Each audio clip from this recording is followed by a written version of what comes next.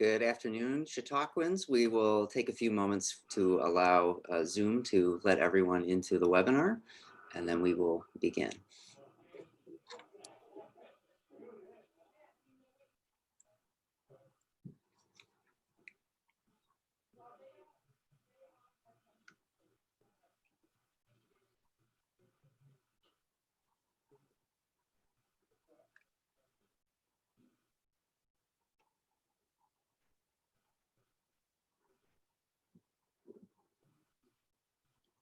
Okay, seems like the numbers have leveled off, and I'm sure a few people will filter in. My name is Jordan Steves. I'm Director of Strategic Communications for Chautauqua. I'm joined here today by a number of executive staff colleagues to go in a little more deeply into the details about our 2021 season planning. And this program is specifically for you, property owners. So we invite your questions. We've received a number in advance. You can use the Q&A functionality of Zoom at the bottom of your Zoom window to send us more questions as the program unfolds. So to introduce my colleagues in our array here, we have Emily Morris, who's our Senior Vice President and Chief Brand Officer, Deborah Sunea Moore, who is our Senior Vice President and Chief Program Officer, Matt Ewald, Vice President of Education, and Shannon Rosner, who is our Senior Vice President of Community Relations, General Counsel, Jeff Follansby, Senior Vice President and Chief Advancement Officer, and Sebi Bajano, who is our Executive Vice President. So thank you all for making time today. Sebi, we're going to start with a question directed toward you, which is just about the institution's financial position as we approach the end of the year and the effects of the pandemic and the recession. Yeah, thanks, Jordan, and good afternoon, everyone. Thanks for joining us today. I think our messaging and our forecasting has been pretty consistent and pretty accurate through 2020. You know, we expected some really significant challenges and a big impact on our 2020 financial position, and that is certainly the case.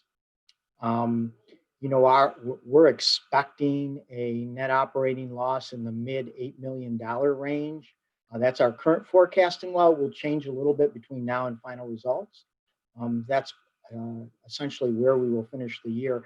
Our cash position is going to be impacted negatively by $5 million. So we expect a reduction, about a $5 million reduction in our cash position. We're fortunate enough to have received PPP money that has helped support us through this period of time. If we're able to get those dollars forgiven and it results in a grant, the $5 million cash position reduction will remain. However, if we're not, we're going to have to pay that back as a loan and make that cash position impact really only temporary, deferring out the $8 million loss impact over the next couple of years. We've worked really hard to reduce expenses in 2020, not only in the original planned budget, but as we've navigated through the balance of the year. There's been expense reductions that have occurred by executive staff compensation reductions, pausing our pension contribution in the fourth quarter, and then leaving positions unfilled throughout 2020. And this is something we expect to continue into 2021. Again, fortunate to have begun the year in a really strong financial position to weather this storm through 2020. While we had hoped at every turn that 2020 was all that we had to significantly navigate, it's become very clear to us that we've got challenges ahead as we approach 2021 and beyond. But much more fortunate than other organizations, but a significant financial impact to the institution.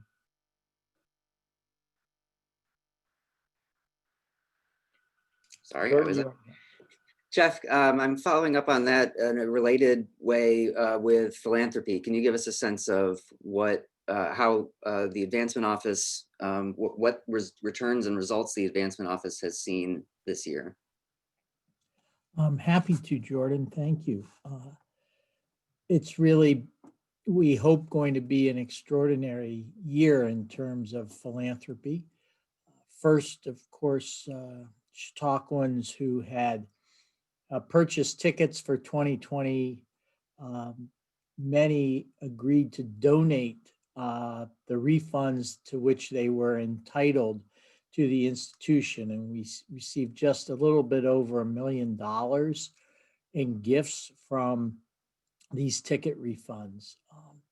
And our Chautauqua Fund goal of $5,350,000, which was a significant increase over the prior year, where our goal had been $5 million. I hope we're on target to reach that goal. The signs are good, but there's more money left to raise. And so I appreciate the opportunity to be able to say, if you haven't made a gift yet to the Chautauqua Fund, certainly hope you'll consider doing so before year end, because we're still a couple $100,000 short of the goal. But when you add that to the ticket refunds, really looking at well in excess of $6 million in gifts for annual operations this year, which will blow past any amount that's ever been given to that end. We have a question that's come in during the program, which is about the cash loss. Can that be offset by fundraising? And maybe that's an opportunity to speak about the bridge fund as well. Well, we are, I mean, all of these funds that we are raising are offsetting a loss. $8 million operating loss that Sebi referred to without this philanthropy is a $13 or $14 million loss. We also recognize, as we've been going forward, that there are significant challenges, as Sebi mentioned, in the 2021 budget, the plan for 2021, and we have initiated a special fundraising effort that is targeted at a smaller group of donors to help us in 2021. The 2021 plan calls for in excess of $10 million in philanthropy for annual operations, compared to the $6+ million that I just referred to and indicated was a huge increase over what's been given in the past. We're looking for, as you can tell, I trying to do the math in my head very quickly, but I guess that's a 67% increase thereabouts over what we will do in 2020 for 2021.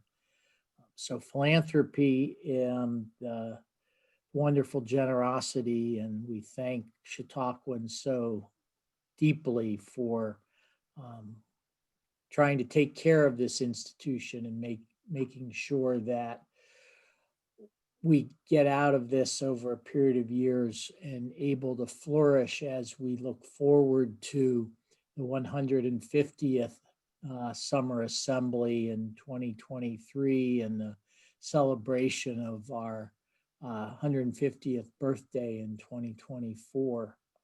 Philanthropy is absolutely critical to those plans. So toward the bottom line, I'll invite Emily on screen here to address the questions and just the overall rollout of a newish gate pass structure, and a question that had come in prior to this webinar, which is, why are we changing the gate pass structure? And maybe you can talk about the modeling and the forecasting that has gone into that. Great, thanks, Jordan. Yes, we are recommending a modification to our normal gate pass structure for 2021, primarily because we expect that we will have to limit attendance in the institution's venues that we will be able to operate by probably 50%. At the current time, any sorts of gatherings that are being permitted by state regulations here in New York suggests that venues can be used at 50% of their capacity. Now, at this point in time, Chautauqua doesn't fall under the list of organizations that may operate at 50% capacity for a performance venue. We're projecting that by June, some of those regulations will change and we'll be able to have as many as 50% of the total occupancy of the amphitheater that we will be able to use. And so when we're operating with half of the capacity that we normally have in that core venue, in that main venue, which is where we're going to stage most of our programs, we anticipated that we needed to change the gate pass structure or add some additional kinds of gate pass offerings so that we can accommodate all of the people who may want to come to Chautauqua. And we also recognize that not everybody comes to Chautauqua for the same reason. In our analysis of historic attendance, for example, we noted that the 1 week visitor goes to almost everything we offer at the amphitheater. Where they scan an average in that 1 week, they scan into the amphitheater an average of 7 times. And that doesn't include morning worship. We don't scan for morning worship, so we wouldn't have those records. So they're attending 7 or more events on average per week in the amphitheater. The people who visit for longer periods of time don't tend to use the pass as much as that 1 week visitor. But that's the kind of data that we looked at that said, maybe we need to offer a different way for people to come to Chautauqua. If they're that person who says, oh, I might go to the amphitheater once or twice a week. And we've heard from you in the past that people are looking for this sort of what we're calling an a la carte pass, where you can be on the grounds for a reasonable fee and then just purchase tickets to the things that you want to attend. So this is where, this is really the origin of this idea of, adding essentially an additional way to be at Chautauqua through that no amphitheater gate pass. So those folks can buy that pass for a week or longer and come and be on the grounds, be able to access all of the grounds amenities. But if they want to go to a show in the amphitheater, they're going to need to purchase a ticket to those events. The morning worship will not require a ticket. And based on our historic attendance, we think we would be able to accommodate any, all of the attendance that is, anybody who wants to attend morning worship will be able to have a seat in the amphitheater at 50% capacity. The other thing that we did is with the traditional Chautauqua Gate Pass, which is referred to here in number 1 on the screen, that will include everything except popular entertainment. And the reason we did that is that popular entertainment are the events that typically bring the amphitheater up to full capacity in a normal summer season. So essentially what we're asking you to do is really tell us if you're planning to attend by buying a ticket, because as you know, many people, buy that gate pass and as I just said, they're not using it for everything that it gives you access to. So in an environment where we only are able to sell 50% of the available seats in the amphitheater, we really need to know if you're planning to come, and so that we can accommodate all the demand. And at the same time, we need to be able to capture the full face value of those tickets versus what is a discounted ticket when it's rolled into the gate pass. Or we won't be able to afford to bring those third-party or popular entertainment performances to the amphitheater. Generally speaking, when we do sell popular entertainment tickets in a normal season, we're only making available about 50% of the capacity of the amphitheater because we anticipate that the other 50% is going to be taken by the traditional gate pass holders. We could have made a choice to roll that cost into the gate pass, but we thought it would be more equitable to give you the choice as to whether you want to pay that full price to attend those events in the weeks that you are going to be on the grounds. And so that's why we pulled that out. And our sales procedure is going to give those traditional pass holders the first opportunity to purchase popular entertainment. So if you're that person who says, look, I want to go to every single thing that's offered in the amphitheater for the time that I'm at Chautauqua, you'll be able to do that. you'll be able to purchase the tickets that you want to the events that you want to attend that aren't included in your gate pass. There will be no more than 2 of those in any given week, and in some weeks there won't be 2, there may only be 1. And so everything else that's in the AMP will be included in your pass. We don't have all of those programs booked yet, so we can't tell you that for sure. There are more popular entertainment events booked to date than there typically are at this time of the year, primarily because they were events that we booked last year and weren't able to present on CHQ Assembly, and so we just pushed them to 2021. And so that's why we happen to have more popular entertainment events announced than we typically do at this time. So those are the ways that we're offering gate pass entry to Chautauqua. And of course, you can still buy a day pass as you normally would buy.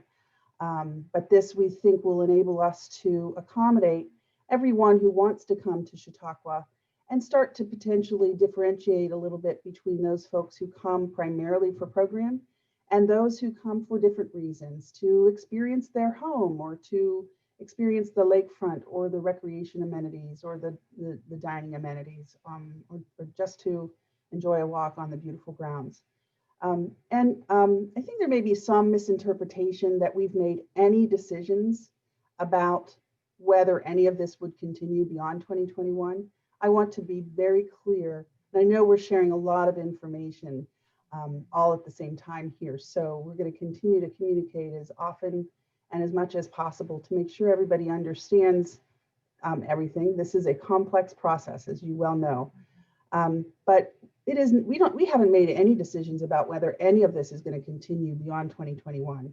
The changes have been made because of the restrictions that we anticipate we're going to have to operate under in 2021 in order to keep the community safe and in order to be in compliance with state and federal regulations related to the continuing pandemic. That's why we're doing it.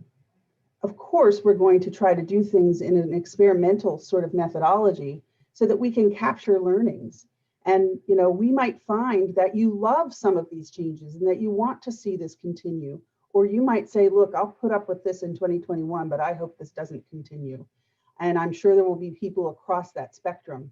So we want to make sure to capture your feedback and capture information as carefully as possible so that we can use that to inform any future decision making that might lead to carrying anything that we try in 2021 to the future. So I hope that's clear. There have been no choices or decisions made about the future. This is really just about 2021. And we've tried to think of everything at this point in the sales cycle, but I'm sure there are some nuances that we haven't covered. So that's why we're trying to continue to keep the lines of communication open through conversations like this. You're welcome to send us all emails. We're trying to keep up with all of that in a timely way because this has happened very quickly, and I'm sure there are some additional points of information that we need to either clarify or bring to the table to make sure everybody understands what's happening. So I'll stop there, Jordan, unless there's something you thought I should cover that I didn't cover in there. A handful of questions have come in over the course of your presentation just now, and I thought maybe we could address some of them while you're on screen in sort of a rapid fire way. Okay. The first one is, will you offer a weekend pass as we have in the Yes, past? we do plan a weekend pass, both an amphitheater and a no amphitheater weekend pass. So, and that would start on Fridays because, as you know, you may know that our plan is that on Fridays, the only program that would be in the amphitheater would be the entertainment event in the evening. And instead of a 10:30 lecture, a morning lecture, which will be at 10:30, not 10:45 in 2021, we'll offer a master class that is available for purchase separately for anyone who wants to do a deeper dive with one of the speakers from the week. And Matt can talk more about that if you'd like more information on that. So yes, on the weekend pass. Both in its traditional form and in a no amp opportunity. The fee schedule that we've posted does not discount multiple weeks until after 5 weeks of a purchase of 5 weeks or more. Is that correct? Will there not be a discount for multiple weeks? That's correct. And I believe that discounting approach is similar to the way we've done discounts for multiple week purchases in the past. If not, I'll have to take a closer look at that because I believe it was our intention to use the same approach to discounting as we've used in the past. It may not be in its final form yet. For the pass that does not include amphitheater program, how does that ticket purchase process work? Will we be able to purchase at the amp gate? And what if we buy a ticket to an amp event, but we arrived and it's already full or at capacity, whatever that is? So the question, let me answer the last question first.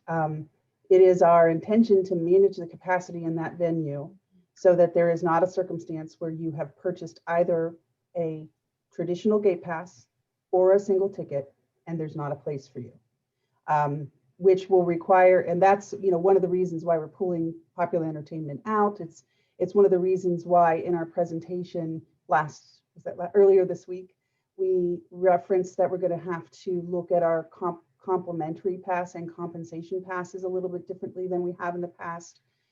If you've purchased a traditional gate pass or a single ticket to an event, we will have a place for you.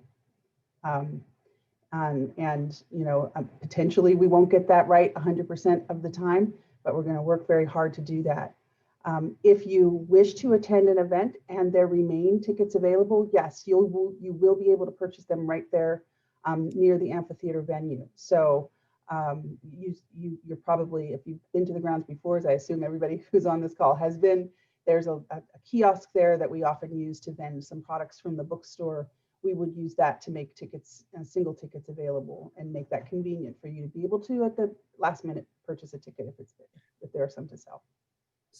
So far, we've really only posted the longer term ticket prices, pass prices. Do we have a sense for what the charge would be for to see a lecture if you have that no amp pass or a non-popular entertainment evening program? Yeah, so the non-popular entertainment evenings are generally $45 per event.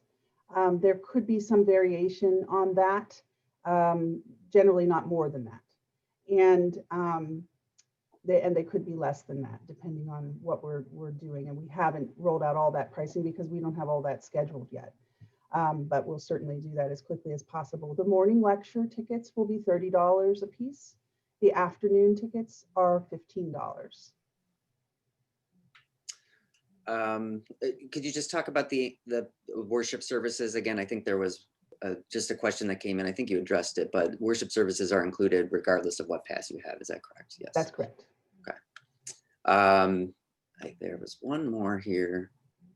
Why not decouple the ticket or pass from a specific person? So if a family of 4 tends to have only 2 from the family attend any specific event, I think you know what the questioner is getting at. Why are these not transferable? Yeah, our tickets have never been transferable. And there are reasons for that have to do with our pricing strategy. If we were to make a ticket transferable, we'd have to increase the price because it is based on one person using the ticket, using the gate pass over the life of its validity. So that's a fundamental principle of our gate pass structure. If we were to, it's not a change that we could make without changing the overall structure and the overall pricing methodology. That's been a common question that people have asked about, especially as it relates to the guest of season pass. Several folks have asked us over the time that I've been here, gee, why can't I buy that guest of pass and make it essentially 9 weeks of a pass that I can leverage at any time that I wish to? For one, that's not something we can do right now from a technology perspective. In order to keep those tickets and make those tickets work that way, there's a whole technological trail that has to happen so that when you get in front of a scanner, it works. We can't do that under our current systems. If we were to do that with the guest of pass, and it's definitely something we've talked a lot about because we've heard the request a couple of different times every year. And so anytime a suggestion like that comes, we do give it consideration. And there's always the first question is, can we do it operationally? Right now, we can't do that operationally without major investment in programming time. And I don't even know if we have a pathway under the current structure to do that. Let's assume we can do it operationally. What does it do to our structure? of our gate pass? What does it do to our data capture, and how does it impact pricing? Are the questions that we ask. And so that's one that we're looking at as something we might do in the future. I can tell you, if we would do it, you wouldn't be able to purchase that guest of pass at 50% of the, at the 50% discount that a season pass is. It just financially won't work that way. It's part of our gate pass structure, but we're definitely thinking about it in the future and seeing if it, potentially seeing if that's something we can offer when we have a technology system and a scanning system that could handle it. I mean, yeah, I know there are lots of people who have solutions to how we might do that. We would just sell you 9 different passes. We could do that, but it's not something that we're going to be able to take on until we're able to look at a larger technology infrastructure change.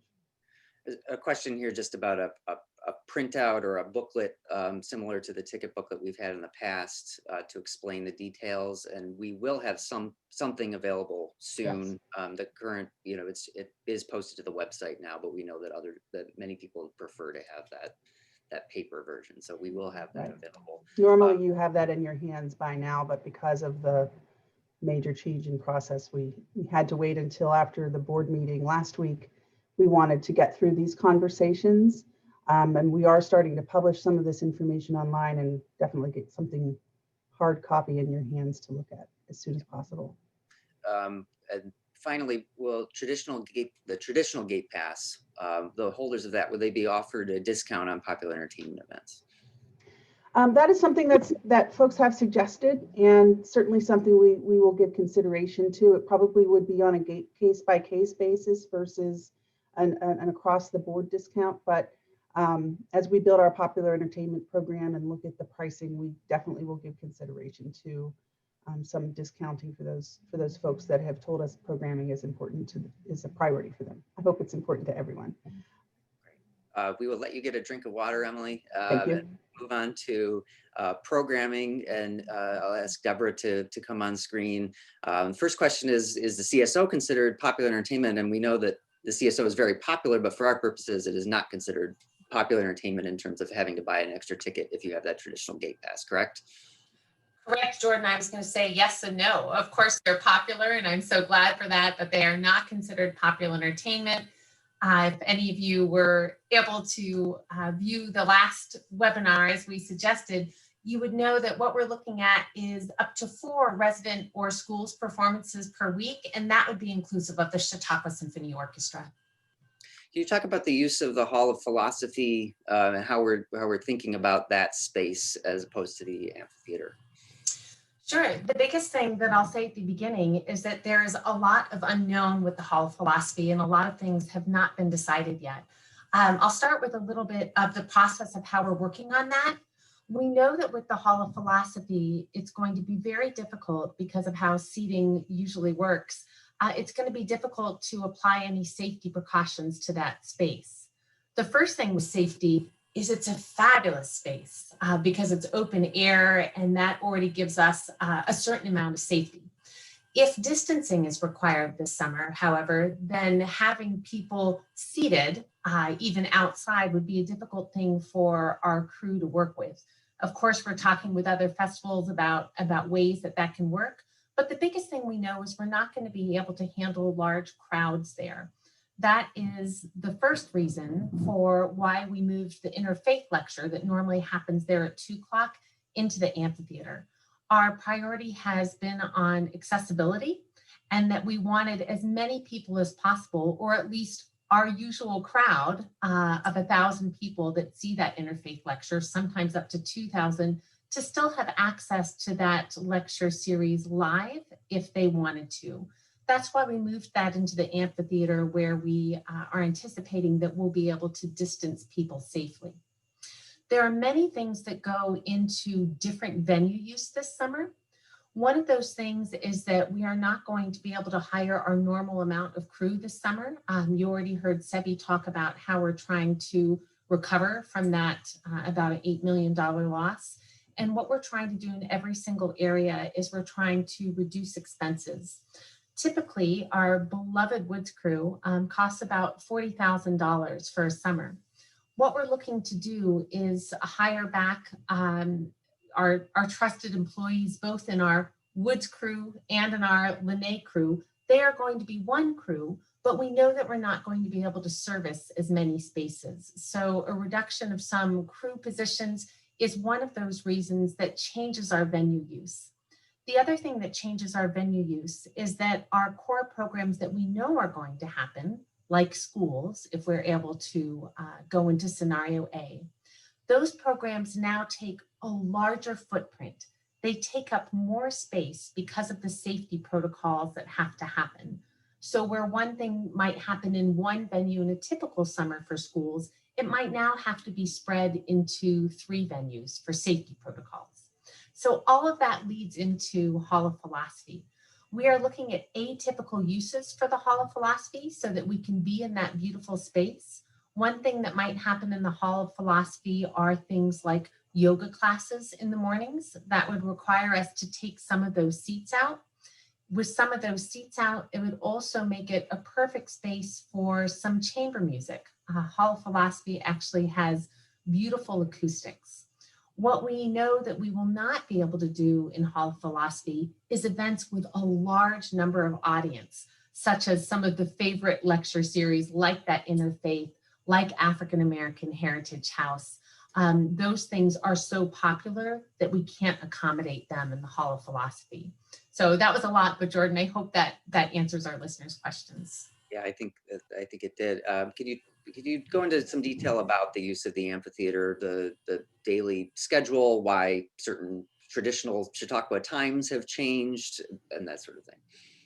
Sure, I know it sort of rocks our whole boat when a time changes, and believe me, I'm going to have a hard time not calling it our 1045.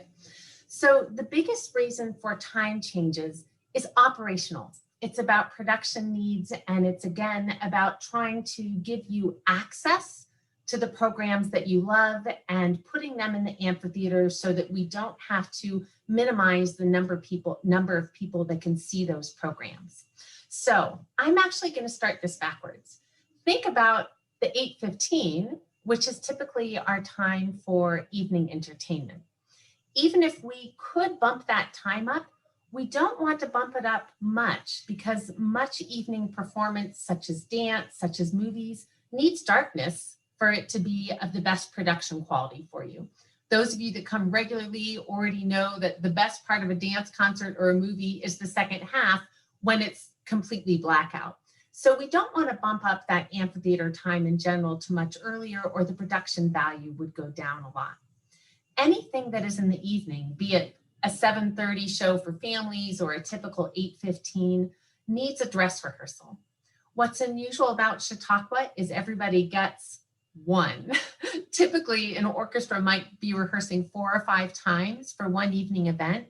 For our incredible orchestra, they get 1 or 2 rehearsals, and they only get 1 rehearsal in the hall which they are performing in. That rehearsal has to happen that afternoon. So if you look at the schedule as evening all the way down to morning, we've got the evening concert and we've got a dress rehearsal for whoever that evening concert is. Before that, we have to stuff everything else in, and we are hoping to add a lecture. So now let me skip to the morning. We have our morning service at 9. We know that we can bump our Chautauqua lecture series event up to 10:30. That gives us a little bit of time before our interfaith lecture, which happens at 1. Some of you have written to me and said, why are you changing that? Can't we just keep the 2 o'clock time? If we kept that 2 o'clock time, we would not be able to let, for instance, the symphony rehearse with enough of a break between the rehearsal and the concert. Particularly for brass players, we need a little bit of rest on their lips between a rehearsal and a performance. So we're trying to be respectful to the performers and trying to make sure that there's plenty of room for that interfaith lecture that so many of you love. So I hope that explains the slight changes in times. It's for production and operational and safety reasons. Thank you. And Emily has put the daily week, the full week of what we are thinking about in terms of an AMP schedule up on your screens now. Deborah, for popular entertainment, will there be assigned seats? And we may need Emily for that question as well. Sure, Emily is welcome to pop back on, but we're looking at seating being similar to what's in the past. I'd also seen that someone asked, would there be assigned seats for lectures? The only reason a place like Chautauqua would ever do that would be if the safety protocols called for it. I'm not seeing that that's going to be the case this summer.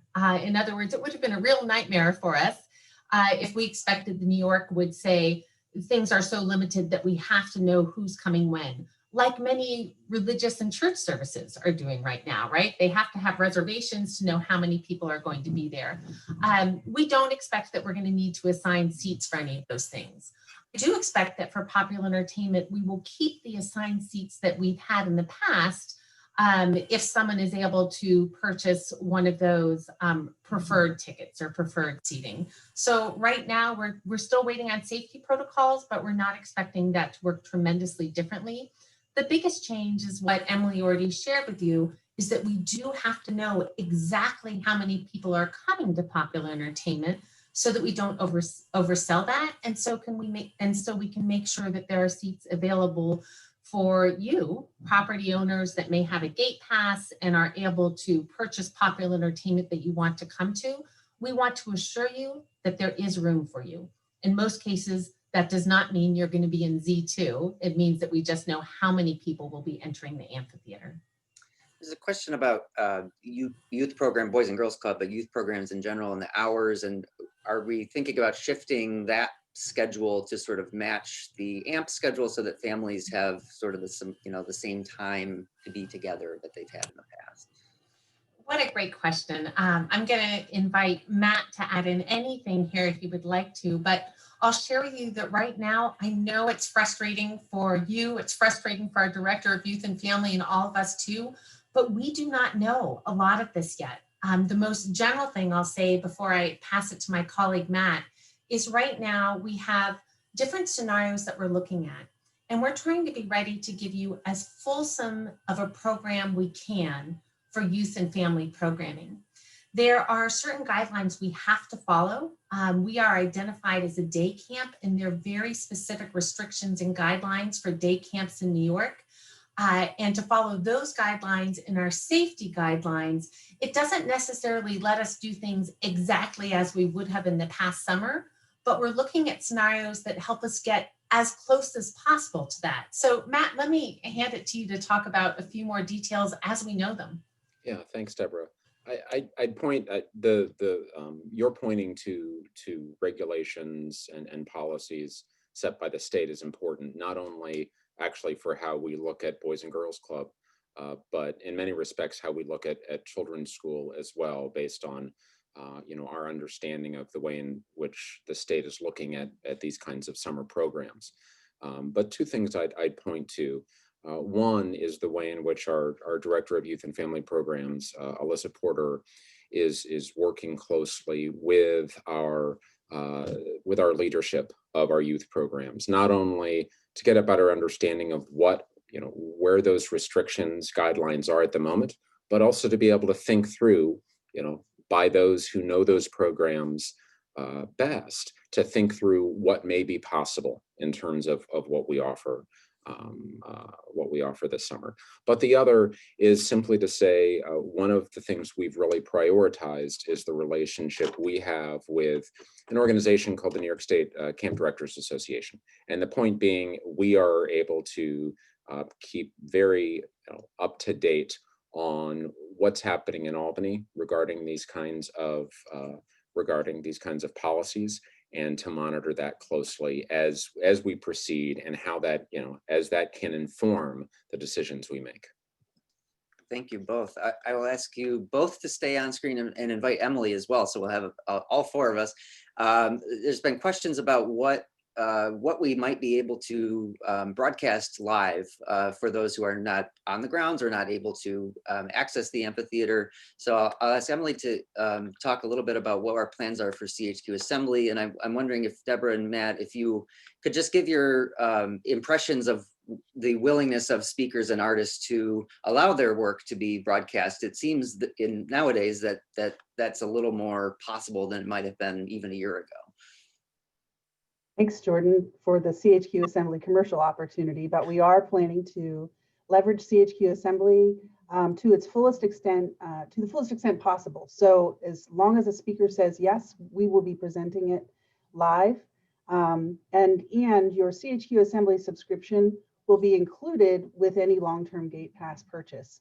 So it will be, so if you buy a season pass, you'll get CHQ Assembly for the season to go along with that. So you can make a choice about how you want to spend your day and not feel tethered to the amphitheater as you may have in the past. We certainly want you to come to the amphitheater, don't get me wrong, but that will be a resource there for you. And then I'll let Deborah and Matt comment on the extent to which they feel confident we'll be giving those permissions. Yeah, and Emily, I can start with speakers. And a lot has certainly changed within the past year. And what we were able to see in much of our plans that were already in place for the 2020 season is speakers' willingness not only to deliver virtual program, but to be able to provide that program on demand going forward as part of CHQ Assembly. So I'd simply say there are two things that we're really prioritizing in our conversations with speakers going forward. One is the understanding that we're looking at two different scenarios. And so, the idea, certainly our plans are that we hope to welcome that person to the grounds and have them deliver our program in the amphitheater if because of the state's restrictions, or that we aren't able to deliver that in-person season and need to look at a virtual season, we want to be able to quickly pivot with our speakers still in place. And so that's one of the conversations we're having with speakers. And the other, of course, is to be able to offer their programs that they are delivering in the amphitheater, both live, so that people who are on the grounds and perhaps aren't in the amphitheater or are elsewhere around the country and are subscribers to CHQ Assembly can access that talk. And that's going to be, I'll put it candidly, that will very much be speaker by speaker. As we did last year, there were some speakers for whom they are very much about delivering content for that moment and are very protective of their content going forward. We're in a pretty good position, just to tell you a little bit about process. We're in a pretty good position as it's not about putting our content out on YouTube. The way in which we have set up a platform based on subscription, I think is helping to protect that content for speakers. But we're very confident in our planning process. Certainly, as we approach speakers, those are going to be our priorities as we negotiate with them to join us this summer. Well, and I'll talk about arts. And, I don't like saying this out loud, but it is true that in this scenario, it's just more complicated. So I will share with you that, this summer was the perfect example where almost all of our incredible speakers for the Chautauqua Lecture Series and for the Interfaith Series, they could quickly pivot to go online. Of course, that was with lots of production work from Emily's team, but we knew that we could do it. For arts, the situation is different for a variety of reasons. We have many artists right now that are very much wanting to put themselves out there online and digitally, but it's not always just up to that artist or just up to that ensemble. Number one, it costs a lot more. So the production costs to capture a speaker are of course very different than production costs that are there to capture a larger ensemble. Sound quality is much more of a consideration as far as really wanting to make sure that you're capturing, for instance, that violinist in just the way that they need to be captured. Additionally, it's not always within the artist's capabilities to say, yes, you can put me and this piece that I'm playing online. We often have to pursue rights that go far beyond that individual artist. And the most common thing we're dealing with right now, and believe me, we have learned a lot this year, are that we need sync rights or synchronization rights. So even if Jamie says that that her quartet would love to be online with us, If it wasn't by Beethoven or someone that's now in public domain, then our team has to say, okay, now we have to contact the composer or the publicist, or whoever has the rights to that composition. We have to contact them, get permission, and in most cases, pay for those rights. So I won't go into any more detail than that, but for most arts, it is a little more complicated because it takes more time, and typically that means that it takes more money. Do we think that we'll be able to put some things online? Of course. And you've already seen with our work with Jazz at Lincoln Center Orchestra that we plan to continue doing some wonderful things online, but it certainly will not be as much as what we're able to put online for speakers and lectures this summer. I'll also share with you that while I anticipate that, for instance, the Chautauqua Symphony Orchestra, I think there are many musicians that are anxious to share their music with you. Not only is it an issue with rights, but we are also bound by something that's actually an agreement that goes beyond our own orchestra. There's an international media agreement, which most orchestras are bound to. So even if certain musicians say, oh my gosh, we would love for everyone to have access to this piece, it's not always that simple. So we have to work with some larger agreements and unions on all of these things. All of that to say, we will bring you whatever we can. And Emily, if you could just briefly address, we have an improved ability to simulcast now as well. Is that correct? Right, through a wonderful gift to the institution, we have the ability to leverage an internal network to be able to present content not only online on CHQ Assembly, but in some of our venues. So again, depending on safety plans and what other venues are being used for, we can simulcast something that's in the Hall of Philosophy, for example, over to Norton Hall now. And so we're looking forward, particularly to more normal times when we would be able to leverage that resource for accommodating demand that exceeds a venue capacity. Is that what you meant? Yep. Yes, Okay. absolutely. Yeah, can I just say one more thing about CHQ Assembly? We are planning a wonderful schedule of events for the spring. So if you're not currently a subscriber, I really do strongly suggest that you think about gifting that to yourself for Christmas or to someone that you love. And including, we'll be rolling out the 3-concert series that we recorded here in October by Jazz at Lincoln Center Orchestra Septet with Wynton Marsalis and their wonderful programs that you don't want to miss. Also, if you are currently a subscriber, we'll find a way to bonus you for the benefit that you get for your long-term ticket. So if you're a season pass purchaser and already a CHQ Assembly subscriber, we'll add 3 months on to the end of your existing subscription or give you some other benefits to make that good. We don't want you to stop subscribing because you're going to get a free subscription with your gate pass. So Thank you. Can you just quickly talk a little bit about what we were considering in terms of additional offerings around the grounds? We've talked about the pier building, additional food and maybe outdoor activities. Yeah, so recognizing that in 2021 in particular, but potentially moving forward, folks really want to be outside in the summertime, and certainly in an environment where it's much more safe to be outside. And so we were thinking of different ways to leverage our outdoor space. And one of the areas that we have received feedback on is that we're not really leveraging our lakefront to its highest and best use in all cases.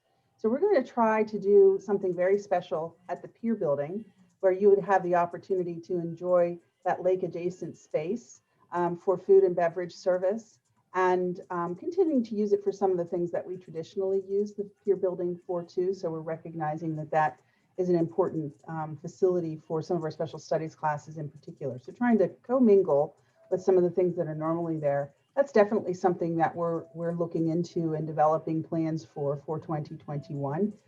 To the extent that it's a hit, it could be something that we continue beyond that. And we are hoping that we're able to get that up and operational even before the season starts and into the fall months where it's still quite beautiful here and great to be outside. We're looking at, we know you love outdoor movies. So why not trying to partner with Billy at the cinema to create some outdoor movie experiences in locations where it would be safe to have people watch and experience that. And also looking at that space around the amphitheater on a sold out show night. Is there some way that we can safely organize that space to be able to accommodate some additional capacity that's, you know, in line with our contract with the performer, but that could enable us to accommodate more people on an Avett Brothers night, for example. That show sells out when we're able to sell the whole capacity of the amphitheater. So what can we do to create an enriching experience for more people when we know we're likely to have some limitations on that capacity? We're very sensitive to the sacredness of all of our spaces at Chautauqua. So please know that as we think about these things, we're going to tread very carefully and not do anything that's going to impact the wonderful ambience that we know is a top priority among our property owners for sure, but all of our patrons. The other thing that we talked about potentially being able to do is hosting a few weddings in the summer months. Normally we say no weddings after the season opens and until the season closes, because we're using those facilities with such high levels of regularity that it's difficult to be able to anticipate being able to welcome a family for a wedding experience.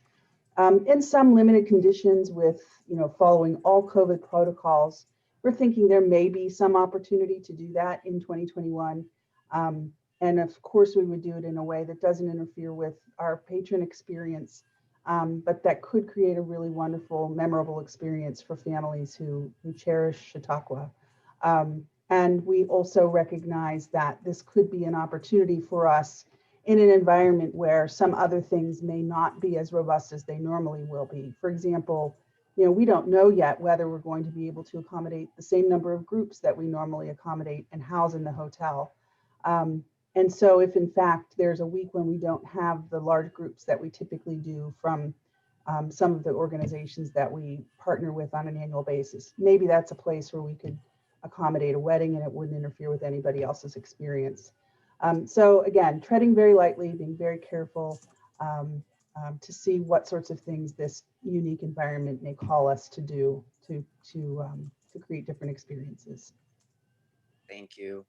We have far more questions than we're going to be able to get to. We've got about 7 minutes to go. And I know, Shannon, you are out there somewhere. You've been very patient. I'm going to call you forward. And if you could just quickly address, well, not quickly, it's an important topic, but I think a lot of the answer is we just don't know yet. But health and safety procedures, protocols, you know, are we going to screen at the gates, health screenings at the gates? What's the status of the health clinic? Will there be vaccines available on the grounds or tests or that sort of thing?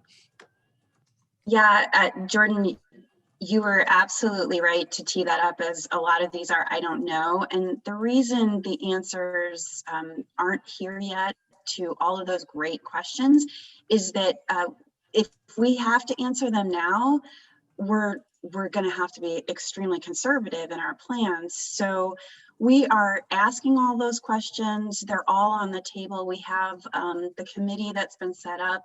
We reached out to several advisors. Some of you may be on the call, and everyone we've asked to help, whether it's a medical doctor, engineer, environmental awareness. There are so many cool talents in the community. Everyone we've asked has said yes, not surprisingly, that they're willing to give us advice and thought on the answers to these questions. It's just not the right time to be answering them.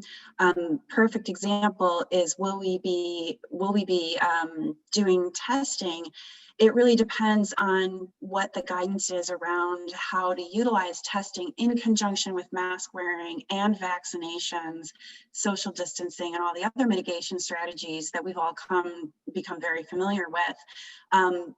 There hasn't been enough time for vaccines to get into that picture to develop a coordinated protocol for how we use all those different mitigation strategies. The one thing I will say is we know there will still be a need for mitigation in some form this summer. We are not planning for everything to look exactly like it always looks with, with everybody freely mingling again. It will be a wonderful day if we're able to do that, but of course we can't plan for that. That would be irresponsible. So our planning is conservative. We think the 50% capacity in the AMP, for example, is going to help if we do still have to distance. And that's exactly all I can say is all of those questions are on our radar. We know we've gathered the right questions to ask. We're doing the research, we're consulting experts, and I'm very hopeful that we'll have more specifics. And I'm looking forward to the day in March, probably, when I can say something more than I don't know yet when asked about this. Can you discuss quickly how we're thinking about gate operations, tram and bus service, that sort of thing? Yeah, we're hoping to have more gates open this summer. To Deborah's point earlier, staffing is a challenge, and I would say that's the same big challenge we have with transportation. Normally, we have a difficult time recruiting folks with the skill set and the license to be able to drive our buses, and we're just not sure yet what as the school year bus transportation environment changed, we're not sure what effect that's going to happen on people's ability and willingness to drive buses, frankly. So we're looking into all of that. We recognize the desire for transportation, we share it, and we are working to bring as much transportation as we can to you this summer. More details as they develop on that. Gates, we hope to have them open. We hope to have trained staff who can safely welcome you into as many gates as we're able to staff. But given that we anticipate more people on the grounds this summer, we do anticipate more traffic flow and want to open as many gates as possible. As a North Ender, I can assure you that I will be very happy if we can do that. I should have said when I mentioned we have a lot of questions, that those that we don't get to, we will do our best to get answers to you in the coming days. If you'd be patient with us, there are quite a few, and some we just don't have the answers for, but we'll try to get back to you. I think, Shannon, I'll keep you here and invite Emily back on. There's several questions about how we're thinking about the space around the AMP during programs. That's been a very popular place for people to kind of post up and bring the dogs by. Can you talk how we're thinking of that? I think you would expect on most days that won't be any different, except to the extent that we need to ask you to keep your appropriate distance, whatever the regulations are. And they're going to change between now and June, and they may change over the course of the season. So I think what you'll want to expect is there may be a couple of nights where we experiment with using that space a little bit differently. We haven't confirmed that yet. There seemed to be some interest in that among patrons, particularly for those popular entertainment nights. And it wouldn't be everyone. I think if we could pull off 2 of them, it would be a feat. And normally, other than that, sure, you're going to be able to walk around that space as you normally will. We'll just need you to be able to keep the kind of distance that whatever regulations are in place at the time call you to keep. How's that, Shannon? That's what I would have said too. I do want to mention, because I know there are some of you who were, as we were, looking forward to bringing the Avett Brothers back, and some other wonderful popular entertainment events that had to be canceled in 2020 and were moved to 2021. All popular entertainment is going to be sold as individual tickets, and anyone who purchases a program pass is going to get the first right to purchase popular entertainment when they go on sale. That's the decision that we've made because of the difference in the program pass strategy. And if you did purchase a pass in the past, it doesn't preference you in the purchase process in 2021. And we were careful to say that whenever we issued the refunds last year, because we knew we weren't going to know what the situation was going to be. And as it turns out, likely we're not going to be able to accommodate all the people who had purchased passes or tickets in 2021. Thank you. If that's clear. Yep. We are at 1 o'clock. I do want to go over just slightly because this is a good question and an important one. I'll invite Sebi back on just to talk about staff salaries, 2019 versus 2020 versus estimated 2021. What have we asked?